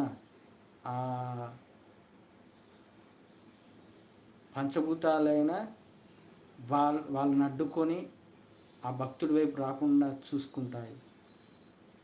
అది దైవాజ్ఞ, అది అంతే. కాబట్టి మనము దైవానుగ్రహం పొందితే ఎంత ధైర్యం ఉంటుందో మీరు నా ద్వారా తెలుసుకోవాలి. ఇంకా మున్ముందు చాలా ఉంది. ఈ ప్రపంచంని మార్చే విధానము చాలా ఉంది, కానీ ఆ వెంకటేశ్వర స్వామి నడిపించాలి. ఇంకా నెక్స్ట్ టాపిక్, ఇప్పుడు ప్రవచనాలు చెప్తారు ఆడామె గురించి, అంటే ఇంటి ఆడపిల్ల గురించి, ఇంటి ఇల్లాల గురించి. ఇంటి ఇల్లాలు ఏడిస్తే మహాలక్ష్మి ఉండదు, వెళ్ళిపోతుంది అని అంటారు. అంటే మహాలక్ష్మి బాధపడుతుంది, వెళ్ళిపోతుందని. మరి ఇంటి యజమాని ఏడిస్తే మహావిష్ణువు బాధపడడా? ఇంటి ఇల్లాలు మహాలక్ష్మి అయితే ఇంటి యజమాని మహావిష్ణువు ఎందుకు కాడు? మహావిష్ణువు బాధపడడా? ఈ ఆడవాళ్ళకి ఎందుకు అర్థం కాదు? ఆ ప్రవచనాలు చెప్పిన వాళ్ళకు ఎందుకు అర్థం కాదు? మగాడిలో కూడా మహావిష్ణువు ఉంటాడు కదా, అమ్మవారు కూడా ఉంటారు. కానీ ఆడవాళ్ళే మంచోళ్ళని అనద్దు, అందులో చెడ్డవాళ్ళు కూడా ఉన్నారు. మగవాళ్ళే మంచోళ్ళు కూడా అనద్దు, అందులో కూడా చెడ్డవాళ్ళు ఉన్నారు. కానీ ఈ ఆడపిల్ల ఏడిస్తే మహాలక్ష్మి బాధపడుతుంది, ఉండదు అన్నట్టు ఇంటి యజమాని ఏడిస్తే బాధ పెడితే మహావిష్ణువు ఉండడు. ఆ విష్ణువు లేనప్పుడు ఆ మహాలక్ష్మి కూడా ఉండదు. ఇది కూడా లాజిక్ యూజ్ చేస్తే అన్నీ కరెక్ట్గా కొట్టినట్టు ఉంటుంది. ఈ ఆడవాళ్ళకు బుద్ధి రావాలి. మగాడిని ఏడిపిస్తారు. ఎంతోమంది ఆడవాళ్ళు బయట ప్రేమ అనే చూపించి ఎంతోమందిని పిచ్చోళ్ళని చేశారు మగవాళ్ళని. అందుకే బుద్ధి చెప్పాలి. నేను ఖచ్చితంగా చెప్తాను. ఏదో మొగుడు సంపాదిస్తే ఇంట్లో కూర్చొని ముచ్చట్లు పెట్టడం, చుట్టాలు బంధువులతో ఫోన్లో గంటలు మాట్లాడటమా? మొగుడు సంపాదిస్తే దొబ్బి తిని కూర్చొని ఉండడమా? మొగుడు సంపాదించినా కానీ ఇంట్లో ఉన్న ఆడది భగవద్గీత నేర్చుకోవాలి. భగవద్గీత తెలుసుకొని తను కూడా దైవభక్తిలోకి రావాలి, ఆధ్యాత్మికంగా ఉండాలి. అప్పుడు ఏంటంటే తన భర్తకు తన పిల్లలకు కూడా రక్షణ వలయం ఏర్పడుతుంది. ఆడవాళ్ళు మొగుడు సంపాదించి దొబ్బి తిని ఇంట్లో ఉండేవాళ్ళు, నాటకాలు ఆడేవాళ్ళు, వాళ్ళకు చెబుతున్నాను. ఆడది కూడా భగవద్గీత నేర్చుకోవాలి. భగవద్గీత నేర్చుకొని వాళ్ళ కుటుంబ రక్షణ వలయాన్ని ఏర్పరచుకోవాలి. మొగుడు సంపాదిస్తాడో ఏమవుతుందో ఏమో వచ్చే వరకు తెలియదు. నువ్వో ఇంట్లో కూర్చొని దొబ్బి తినుకుంటూ కూర్చుంటావు. అది దైవత్వం కూడిన భగవద్గీతను నేర్చుకుంటే అప్పుడు నువ్వు జన్మ ఎత్తినందుకు నీకు జన్మ సార్థకమవుతుంది. నీ కుటుంబాన్ని రక్షించిన దానివే అవుతావు. ఏంటంటే భగవద్గీత ఏ ఫ్యామిలీలో ఎవరో ఒక్కరు నేర్చుకున్నా ఆ కుటుంబంతో పాటు 7 తరాల వరకు రక్షణ ఉంటుందని ఒక గణపతి సచ్చిదానంద స్వామీజీ చెప్పారు. మరి ఎందుకు మొగుడు సంపాదిస్తే ముచ్చట్లు పెట్టడము, వాళ్ళతో వీళ్ళతో గొడవలు పెట్టడము, పుల్లలు పెట్టడము, పనిపాట లేకుండా ఎటకారాలు మాట్లాడటం, కామెంట్స్ చేయడము, ఏమి చేయాలో తినదరగాక సీరియళ్ళు చూడటం, ఈ సీరియళ్ళు బాగా పిచ్చి బాగా అయిపోయింది. తెల్లారు లేస్తే సీరియళ్ళు. ఏమున్నది సినిమాలు చూసినట్టే ఆ డైలాగులు, సినిమాలు ఉన్నట్టే డైలాగులు, దాంట్లో ఏం లేదు అక్కడ గొప్ప. అలాంటిది ఆ సీరియల్ మాయలో పడి ఆడవాళ్ళు టైం అంతా వేస్ట్ చేసుకుంటున్నారు. అసలు మానవ జన్మనే వృధా చేసుకుంటున్నారు.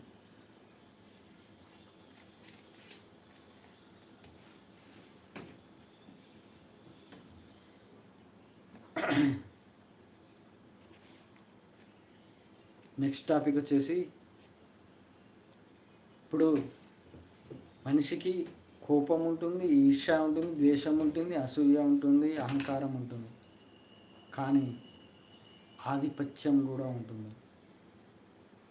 నేను సంపాదిస్తున్నా, నేను నీకు జీతం ఇస్తున్నా,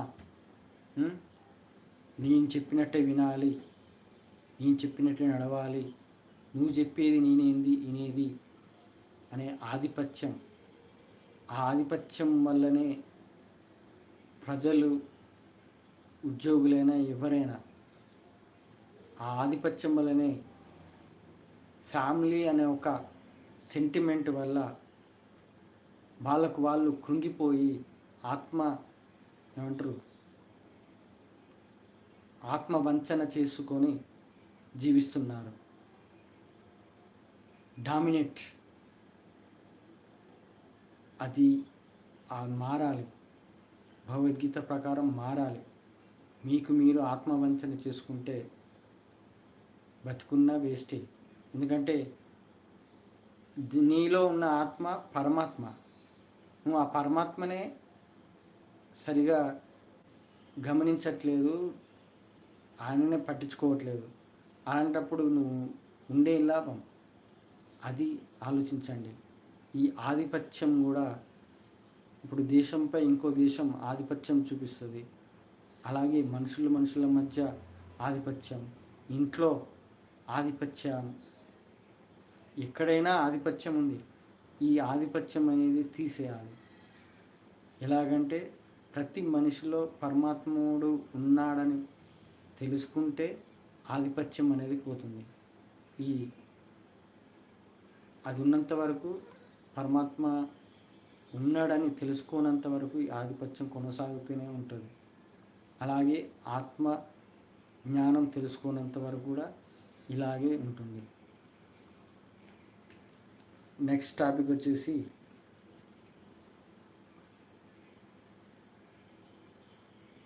ప్రపంచమంతా భగవద్గీత ప్రకారం ప్రపంచమంతా నేనే ఉన్నాను, అన్నిట్లో నేనే ఉన్నాను, అందరిలోనూ నేనే ఉన్నాను అన్నాడే. మరి ఇవన్నీ మనకిచ్చిన ఇవన్నీ మొబైలు, ఈ షర్టు, ఈ శరీరం అంత దేవుడే ఇచ్చాడు కదా. మరి నీ బ్రెయిన్లో కూడా, నీ బుద్ధిలో కూడా ఆ దేవుడే ఉన్నాడు కదా. మరి అలాంటప్పుడు ప్రపంచ ప్రజల్ని అదుపులో పెట్టుకొని ఎవరిని ఎలా ఆడించాలి, ఎవరిని తన వైపు రప్పించుకోవాలి, ఎవరి పాప పుణ్య కర్మాలను వాళ్ళు కొనసాగించేటట్టు చేయాలి, అంతా ఆయనకు తెలుసు. అందరినీ ప్రపంచ ప్రజల బ్రెయిన్ ఆడించేది ఆ దేవుడే, ఆ వెంకటేశ్వర స్వామి.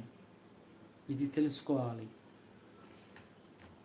ఎందుకంటే ఇప్పుడు సడన్గా ఒక యాక్సిడెంట్ అవుతుంది, వీడు మంచిగానే పోతాడు, కానీ ఎదుటోడు సడన్గా ఏదో తాగుతో దేని వలన వాడు ఏదో బ్రెయిన్ ఆలోచన ఎటు పోవడం వల్ల యాక్సిడెంట్ అవుతుంది. అంటే ఏంటి? వాడి పూర్వజన్మ ప్రకారం, పాపం ప్రకారం, ఇక్కడ మంచిగా పోయేవాడి పూర్వజన్మ పాపం ప్రకారం అలా యాక్సిడెంట్ అయిపోతుంది. అంటే అక్కడ వాళ్ళ ఆయుష్ అక్కడ వరకే ఉందని ఆ దేవుడు రాసిపెట్టాడు. ఆ దేవుడే చేయిస్తాడు. అందరి బ్రెయిన్లో ఆయనే ఉన్నాడని తెలుసు కదా. ఏదైనా చేయొచ్చు, ఎలాగైనా ఆడుకోవచ్చు. ఆయన ఎలా మంచి వాళ్ళకు మంచివాడు, చెడ్డ వాళ్ళకు చెడ్డవాడు ఆ దేవుడు.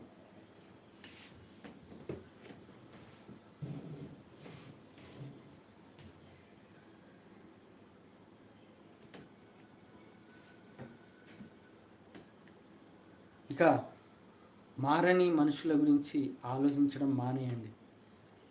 భగవద్గీత ప్రకారం ఇలా ఉంది, ఇలా నడవండి చెప్పినా వినకపోయినా ఆ మారని మనుషుల గురించి ఆలోచించడం మానేయండి.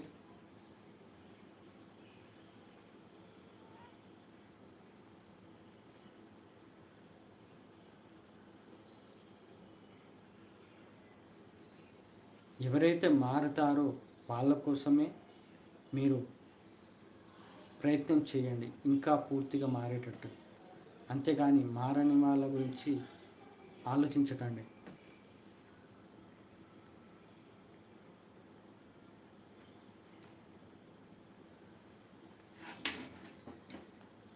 చెప్పాను కదా, ప్రపంచ ప్రజలకు దగ్గరయ్యి నన్ను పరిచయం చేసే రోజు వస్తుంది. అది ఏ విధంగా అంటే ఎంతో అద్భుతమైనది జరగబోతుంది. అది నా మనసుకు తెలుసు, కానీ చెప్పను. ఆ వెంకటేశ్వర స్వామి మీకే నిరూపిస్తాడు. అది ఇలా ఊహించరు, ఇలాంటిది ఇలా జరుగుతుందా ఈ కలియుగంలో అనేది కూడా ఊహించరు విషయం జరుగుతుంది. అద్భుతం జరుగుతుంది. అది త్వరలోనే ఉంది, దగ్గరలోనే ఉంది.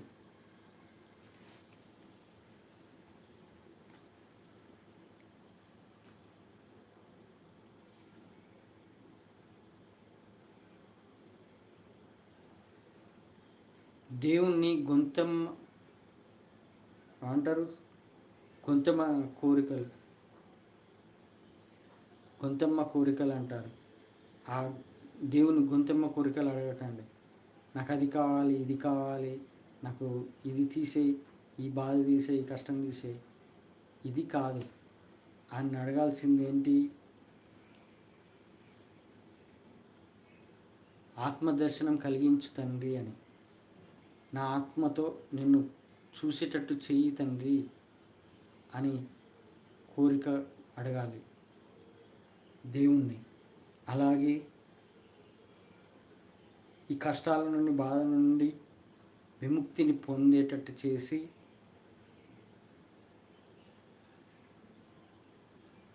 నా ఆలోచనలు దైవ సంకల్పంగా మారేటట్టు చెయ్యి అని అడగాలి దేవుణ్ణి.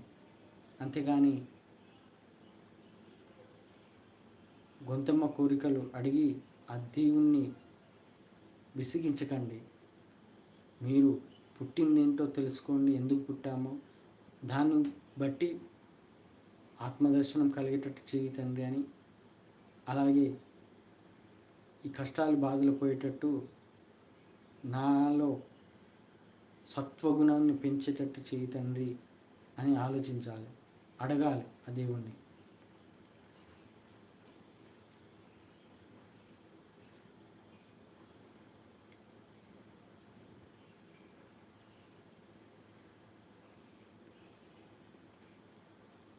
సాక్షాత్తు శ్రీరాముడే వశిష్ఠ మహర్షి దగ్గర యోగా వాసిష్టం నేర్చుకున్నాడు. ఏమని? యోగా వాసిష్టంలో మనిషి జన్మ ఎందుకు ఎత్తాడు, మనిషిలో శరీరం బాల్యంలో, వృద్ధాప్యంలో, వయసులో ఎలా ఉంటుంది, ఈ ఆలోచనలు, త్రిగుణములు ఎలా ఉంటాయి, ఎలా జన్మలు ఎత్తుతారు, మొత్తం పూర్తిగా శరీర జ్ఞానం, ఆత్మజ్ఞానం అంతా తెలుసుకున్నాడు. అంటే పరమాత్మ మహావిష్ణువు పరమాత్మ అవతారమే శ్రీరాముడు. ఆయనకు తెలుసు, కానీ మనిషిగా పుట్టినందుకు అన్నీ నేర్చుకున్నాడు, మనిషిగా నేర్చుకున్నాడు. మరి కలియుగంలో పుట్టినందుకు మనము మనిషిగా ఆ పరమాత్మనే నేర్చుకున్నాడే, మరి మనం ఎందుకు నేర్చుకోవద్దు భగవద్గీతని? అది ఆలోచించండి. భగవద్గీత నేర్చుకుంటే పరమాత్మగా మారచ్చని అర్థం. అంటే శ్రీరాముడు దేవుడు ఎలా అయ్యాడు? పుట్టిన కాంచెల్లి దేవుడు కాదు కదా.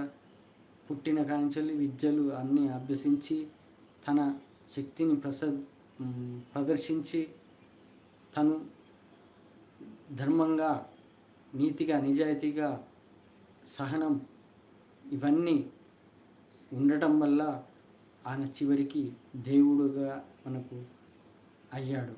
మరి మనం కూడా భగవద్గీత నేర్చుకొని మనంలోని పరమాత్మను బయటకు తీసి మనలో పరమాత్మను చూపెట్టాలి. అంటే భగవద్గీత ప్రకారం నడుస్తూ మనము దైవశక్తితో ఉండాలని అర్థం.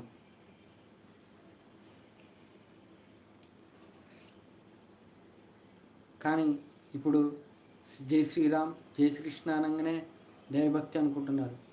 అది వాళ్ళ అజ్ఞానం, వాళ్ళ తెలివి తక్కువతనం.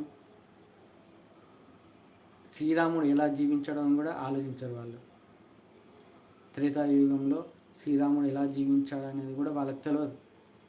అలాంటి మనుషులు, అజ్ఞానులు జై శ్రీరామ్ అనగానే దైవ అనుగ్రహం పొందిన అనుకుంటారు. అమాయకులు.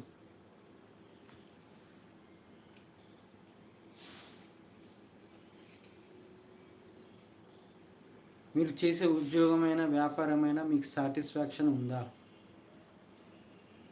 ఉద్యోగం చేస్తావు, కష్టపడతావు, నెల శాలరీ రాగానే మళ్ళీ తర్వాత నెల శాలరీ ఫస్ట్ డేనే అయిపోతుంది. శాలరీ క్రెడిట్ అవ్వగానే నెక్స్ట్ డే 0. ఏం సాటిస్ఫాక్షన్ ఉంది? మీరు ఇది తెలుసుకోండి, భగవద్గీతను తెలుసుకోండి, ఆత్మజ్ఞానం తెలుసుకోండి. మీకు సెల్ఫ్ రెస్పెక్ట్, మీలో ఏముందనేది, మీలో దైవశక్తి ఏముందనేది తెలుస్తుంది. ఎంత వ్యాపారం చేసినోడైనా వాడు సాటిస్ఫాక్షన్ కాడు. వాడికి ఆస్తులు సంపాదించుకోవాలనే ఆశతోనే బతుకుతాడు రజోగుణంలో. ఇప్పుడు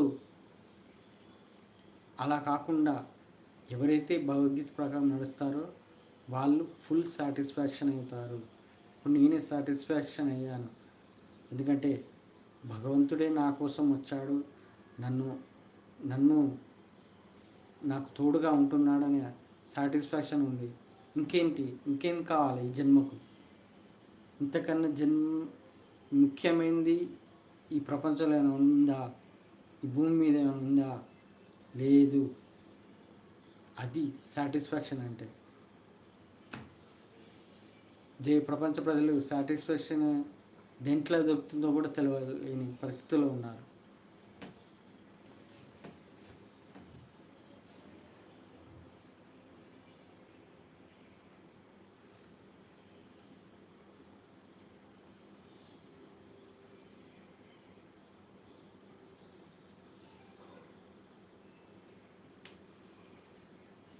మనిషి 10 రకాల పనులు చేస్తూ ఆలోచిస్తే చివరికి పిచ్చోడు అవుతాడు.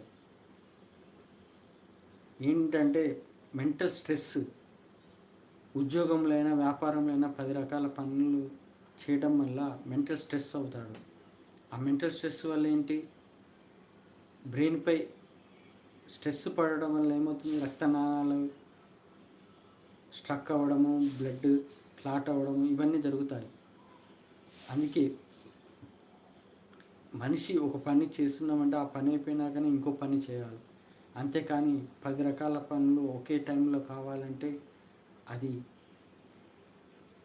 ఒక బ్రెయిన్ మీద స్ట్రెస్ పడడం వల్ల ఒక మెంటల్గా దారి తీయచ్చు, మెంటల్లీ ఎఫెక్ట్ అవ్వచ్చు. అందుకే ఒక పని తర్వాత ఒకటే చేయండి, దాని తర్వాత ఇంకోటి. అంతేగాని ఒకేసారి మెంటల్ స్ట్రెస్ తోటి 10 రకాల పనులు ఒకేసారి చెయ్యాలని భావిస్తే మెంటల్గా పిచ్చోడు అవుతారని చెబుతున్నాను.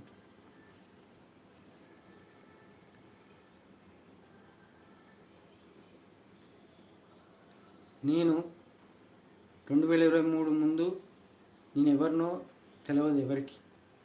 2023 తర్వాత ఈ కలియుగ భగవద్గీత ఛానల్ తర్వాత ప్రపంచమంతా నేనంటే ఏంటో తెలిసిపోయింది.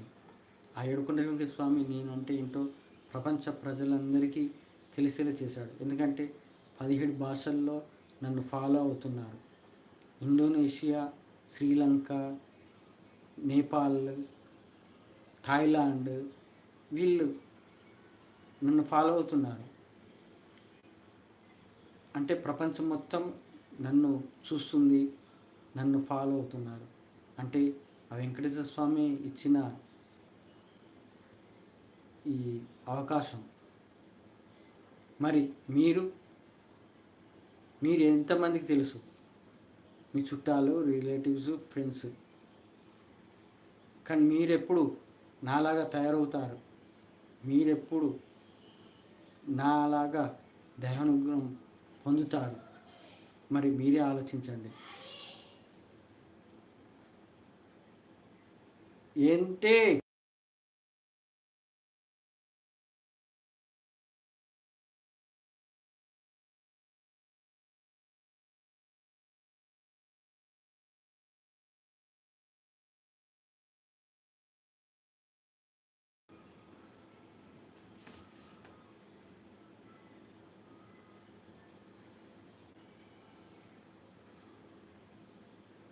నేను నా వెంకటేశ్వర స్వామి కోసమే జీవిస్తున్నాను.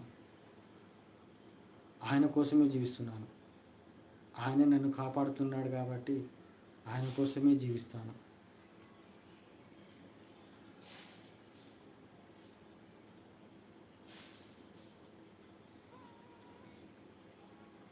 మా ఇష్టంగా మేము జీవిస్తాము అంటారే, అలాంటి వాళ్ళు అనుభవించినాక నా ఇష్టం అంటే ఏందో, ఇతరులు చెప్పిన విధానం, అతను చెప్పినది ఏంటో నిజం అనేది తెలుసుకుంటారు. ఏదైనా అనుభవంతో రావాలి.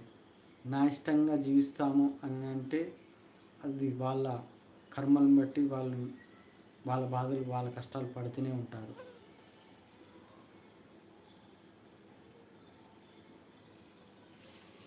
దేవుని ప్రసాదము నైవేద్యం పెడతాము. దేవుని ప్రసాదం నైవేద్యం పెట్టినాక కొంతమంది అంటారు, ఆ నైవేద్యం పెట్టగానే దేవుడు తింటాడా అని. అలా కాదు. దేవుడు తినడం కోసం కాదు, ఆ దేవునికి అర్పితం చేసినట్టు భావించి ఆ ప్రసాదాన్ని మనం తింటాము. అప్పుడు అయ్యగారుల ప్రకారం ఓం ప్రాణే స్వాహ, ఓం అపానే స్వాహ, ఓం ఉదానే స్వాహ, ఓం వ్యానే స్వాహ, ఓం సమానే స్వాహ అని ఈ పదాలు పలుకుతాము. దీని అర్థం ఏంటంటే, మీకు నైవేద్యం పెట్టిన నేను తీసుకుంటున్నాను, దీని ద్వారా నాకు కలిగించే లాభాలు ఏంటో చెబుతాను. ఒకటి ప్రాణాయామ అంటే రెస్పిరేటరీ సిస్టమ్. విటల్ ఎనర్జీస్ అంటే మన ప్రాణవాయువు, ఆక్సిజన్ తీసుకోవటము, కార్బన్ డైఆక్సైడ్ వదిలేయడం, ఇది సరిగ్గా పనిచేయాలని అర్థం. అంటే ఇవి తింటున్నాము, ఈ ప్రసాదం తీసుకున్నందుకు నా జీర్ణ వ్యవస్థ మంచిగా, ప్రాణవాయువు మంచిగా పనిచేయాలని భావించటం. అపానయ స్వాహ ఎక్స్క్రేటరీ సిస్టమ్ అంటే విసర్జన వ్యవస్థ. మలమూత్ర విసర్జన సరిగా జరగాలని, మూత్రపిండాలు, మూత్ర మార్గము మంచిగా, మన ఆరోగ్యం బాగుండాలంటే అవి సక్రమంగా జరుగుతూనే కదా మన ఆరోగ్యం బాగుండేది. అలా విసర్జన వ్యవస్థ మంచిగా ఉండాలని. వ్యానయ స్వాహ సర్క్యులేటరీ సిస్టమ్, రక్త ప్రసరణ వ్యవస్థ. గుండెకు సంబంధించిన రక్తనాళాలైనా, రక్త సంబంధమైన నరాలు అయినా అన్నీ సక్రమంగా పనిచేయాలని భావించటం, అడగటం దేవుణ్ణి. ఇక ఉదానయ స్వాహ కమ్యూనికేషన్ సిస్టమ్ అంటే అవయవాలు, మెదడు, హార్మోన్లు ఇవన్నీ కూడా మంచిగా పనిచేయాలని. ఇక సమానయ స్వాహ డైజెస్టివ్ సిస్టమ్, జీర్ణాశయం, నోరు, చిన్న ప్రేగు, పెద్ద ప్రేగు, కాలేయం, పిత్తాశయం, ప్యాంక్రియస్, ఈ జీర్ణ వ్యవస్థ సంబంధించిన ఇవన్నీ సక్రమంగా పనిచేయాలని. ఇది అండి ప్రసాదం తీసుకోవడం, దేవుని ప్రసాదం తీసుకోవడంలో అర్థం. ఇది మనము చేస్తే మనము ఆరోగ్యంగా, సంతోషంగా ఆ దేవుని నామస్మరణ చేస్తూ జీవిస్తాము. నెక్స్ట్ టాపిక్ వచ్చేసి, తిరుమల దర్శనముని గర్భగుడిలో కోటీశ్వరులు, సెలబ్రిటీస్ అయినా, పదవి కలిగిన మంత్రులైన వాళ్ళు తిరుమల గర్భగుడిలో కొన్ని అరగంట అయినా గంట అయినా ఉంటారు, ఆయన దర్శనం చేసుకుంటారు.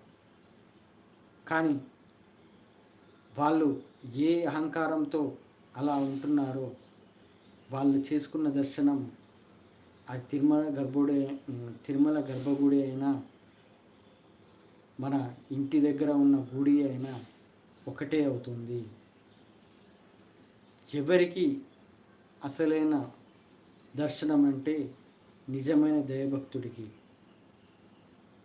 ఇప్పుడు నాకు నిజమైన దైవభక్తుడిగా నేను వెళ్ళాను, ఆత్మదర్శనం ద్వారా తిరుమల గర్భగుడిలో నన్ను ఎవరు ముట్టుకోలేదు, ఎవరికి నెట్టలేదు, ఎవరు తట్టలేదు, ఆ గోవిందనామాలు కూడా వినపడలేదు. స్పిరిచువల్ స్టేట్లో దర్శనం చేసుకున్నాను. అలాగే తర్వాత 2026లో ఆయనే నన్ను దగ్గరికి వచ్చి ముసలమ్మగా వచ్చి నన్ను ఆశీర్వదించాడు, తల మీద చెయ్యేసి. ఆయన నేను ముట్టుకున్నాను. ఇది ఇంతకన్నా భాగ్యం ఏంటి? దీనికి ముందు ఆ సెలబ్రిటీలు, మంత్రులు విర్రవీగే ఆ అహంకారంతో దర్శనం చేసుకున్నాను అనుకుంటారే గొప్పగా, అది జీరో. వాళ్ళు చేసిందంతా, దైవ దర్శనం చేసుకున్నంత జీరో. ఆ దేవుడు గ్రహించేది ఏంటి? నిజమైన దైవభక్తుని, నీలో ఉన్న అహంకారాన్ని కాదు, నువ్వు ఉన్నతమైన పదవిని చూడడు, నీ డబ్బుని చూడడు. ఇది తెలుసుకోవాలి. మీరు నెక్స్ట్ టాపిక్ వచ్చేసి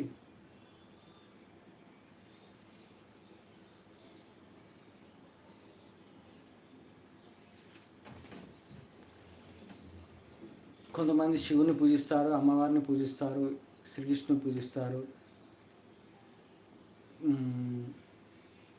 అనంత పద్మనాభ స్వామిని, అలాగే పూరి జగన్నాథుని. మరి ఎవరిని ఎంత పూజించినా, భగవద్గీత ప్రకారం ఎవరిని పూజించినా చివరికి అందరికీ ఇచ్చేది నేనే అని శ్రీకృష్ణ పరమాత్మ అన్నాడు.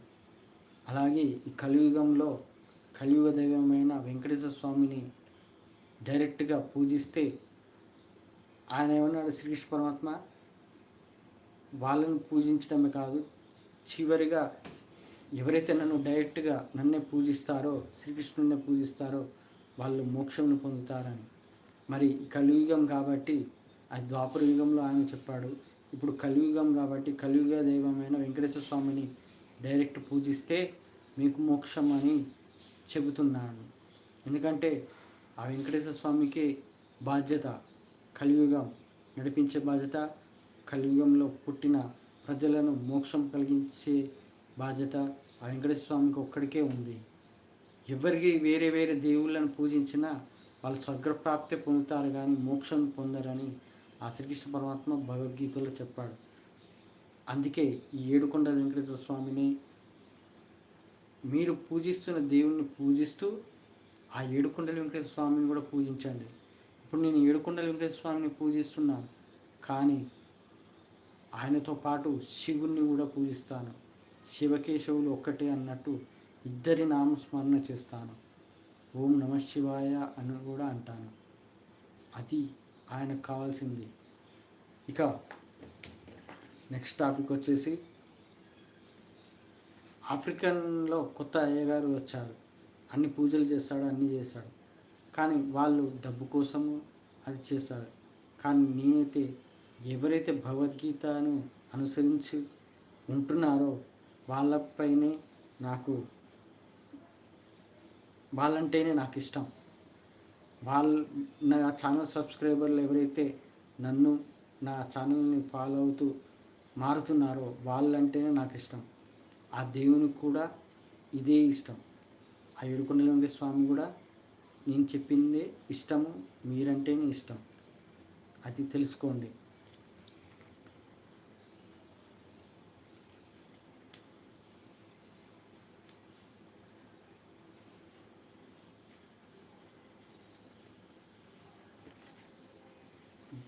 ప్రపంచమంతా ప్రజలందరికీ కోపం, ఈర్ష్య, ద్వేషం, అసూయ, సంతోషం, దుఃఖం అన్నీ ఉన్నాయి. అహంకారం ఉంది, అన్నీ ఉన్నాయి. కానీ ప్రపంచ ప్రజలలో మనశ్శాంతి లేదు. ఆ మనశ్శాంతి ఎక్కడ ఉంటుంది? ఆ మహావిష్ణువు పాదాల కింద ఉంటుంది. అంటే ఆ ఏడుకొండల వెంకటేశ్వర స్వామి పాదాలను ఎవరైతే ఆశ్రయిస్తారో అప్పుడు నీలో మనశ్శాంతిని ఇవ్వడానికి ఆయన నీకు ప్రయత్నిస్తాడు. ఈ మనశ్శాంతిని పొందాలనే ఆలోచన రావాలి. ఈ టెంపరరీ సంతోషం కోసం ఈ జీవితాన్ని గడిపితే మనశ్శాంతి అనేది రాదు. నువ్వు చివరికి ఎన్ని కష్టాలు బాధలు పడ్డా మనశ్శాంతి ఎక్కడ దొరుకుతుందని ఆలోచిస్తేనే అప్పుడు నీకు ఆ వెంకటేశ్వర స్వామి నీకు ఆయన పాదాలు పట్టుకుంటే అప్పుడు మనశ్శాంతిని ప్రసాదిస్తాడు. నాకు మనశ్శాంతిగానే జీవిస్తున్నాను ఆయన అనుగ్రహంతో.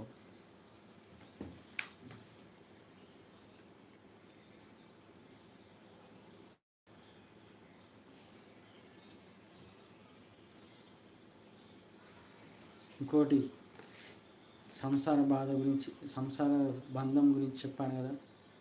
ఈ సంసార బంధంలో తెలుసుకున్నది ఏంటంటే మనము చూపించాల్సింది ప్రేమ కాదు, ఒక్క మానవత్వం మాత్రమే. అంటే వాళ్ళు కూడా నా లెక్క మనుషులే, వాళ్ళు బాధపడి నేను బాధపడ్డట్టే. అంతేకాని ప్రేమను చూపించి మనము అలుసు అయిపోవద్దు, పిచ్చోళం అయిపోవద్దు. మనము ఒక మానవత్వం మాత్రమే చూపించాలి. తను కూడా అమాయకురాలు, తను కూడా అమాయకుడే అని భావించి వాళ్ళను మానవత్వంగా వదిలేయాలి, మానవత్వంగా చూస్తూ ఉండాలి. అంతేకాని ప్రేమ ఎలాంటిదన్నీ తీసేయండి. నేను అదే నేర్చుకున్నాను.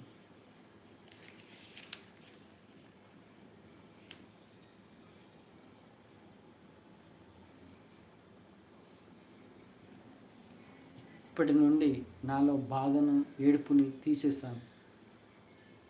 నాకు ఆ వెంకటేశ్వర స్వామి నేర్పించిన కాంచి అరే బాధపడితే ఏం లాభం రా, నువ్వు ధైర్యంగా ఉండాలి, గుండెను రాయిలాగా చేసుకొని బతకాలి. నువ్వు చేసే దైవ కార్యంలో నువ్వు ఇలా ఉంటేనే నడుస్తావు. ఇలా వాళ్ళేదో అలా అన్నారని, వాళ్ళేదో అలా తిరుగుతున్నారని నువ్వు బాధపడితే నీకే నష్టం. అలాగే ఏడవటం అనేది కూడా అది చిన్నపిల్లాడు ఏడ్చినట్టు అవుతుంది. అది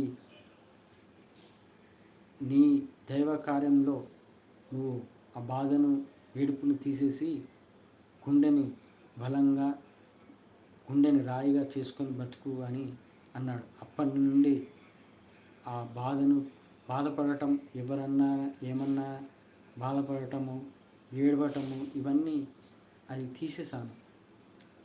ఆ ఏడుకొండ వెంకటేశ్వర స్వామి నేర్పించాడు.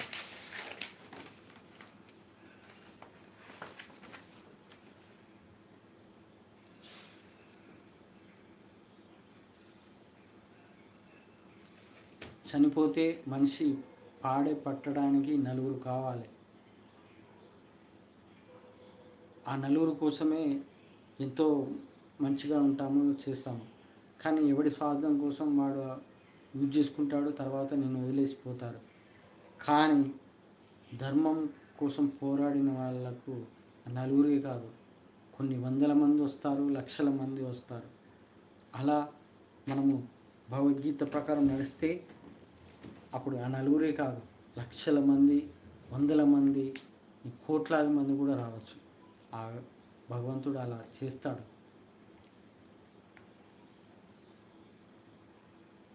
అహంకారం ఉన్న వాళ్ళకు ఎంత చెప్పినా వేస్టే. కాబట్టి అహంకారం అణగదీసే వరకు, ఆ దేవుడు అణగదీసే వరకు మనం సైలెంట్గానే ఉండాలి. అహంకారం ఎప్పుడైతే అణుగుతుందో అప్పుడే మన దారికి వస్తారు. అహంకారం అసలు ఇంకోటి ఏంటంటే, ఆ దేవుని వెంకటేశ్వర స్వామి పాదాలు పట్టుకోండి అన్నా కానీ అహంకారంతో నేనెందుకు పట్టుకోవాలి అనే ఆలోచనతో ఉంటారు. అలాంటి దైవ సంబంధమైన విషయం పైన కూడా అహంకార భావంతో ఉన్నదంటే అహంకారం అనేది ఎంత డేంజర్ అనేది తెలుసుకోండి. దైవ పాదాలు పట్టుకోండి శరణు వేయడంటే కూడా నేను ఎందుకు పట్టుకోవాలనే ఆలోచనతో అహంకారంతో ఉంటారే, అది ఎంత అహంకారం ఎంత డేంజర్ అనేది తెలుసుకోండి. అందుకే అహంకారం అణిగేదాకా వాళ్ళకు ఆ దేవుడు దగ్గర ఉండడు, మనము ఎంత చెప్పినా వేస్టే. అందుకే అహంకారం అణగదీసేదాకా ఆ దేవుడు అహంకారం అణగదీసేదాకా మనము వాళ్ళ జోలికి వెళ్ళొద్దు, మనం కూడా దూరంగానే ఉండాలి.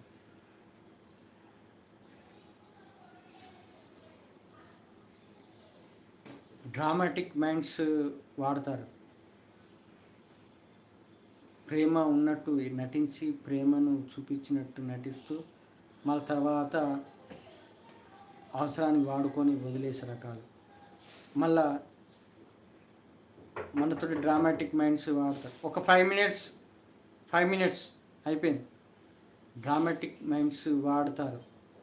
ఇలాంటి డ్రామాటిక్ మైండ్స్ జీవితం మొత్తం నాటకంగా ఉండేవాళ్ళు, వాళ్ళు జన్మ వృధా అయినట్టే. జీవితం మొత్తం నాటకంగా అందరితోనూ నాటకంగా జీవిస్తున్న వాళ్ళ జన్మ ఆల్రెడీ వృధా చేసుకున్నట్టే. అంటే ఆ దేవునితోటి కూడా నాటకం ఆడుతున్నట్టే అర్థం. ఆ దేవుడు గ్రహించడా మీరు నాటకాలు ఆడుతున్నారని? ఇక నాతోటి ఎందుకు ఆడరు మీరు నాటకాలు అనే ఆలోచనతో ఆ దేవుడు కూడా దూరంగా ఉంచుతాడు. 2 మినిట్స్ అయిపోయింది.